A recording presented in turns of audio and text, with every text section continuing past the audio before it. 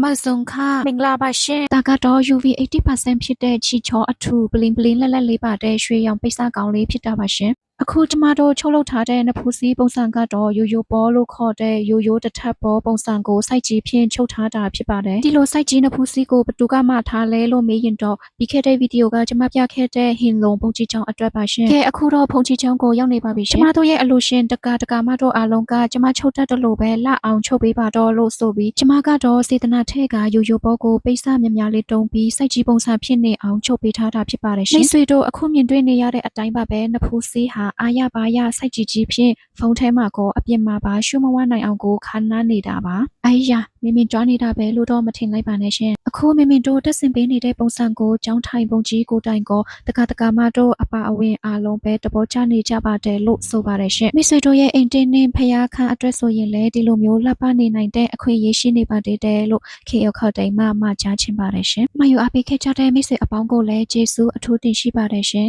ခေါပဇိုက်ခါ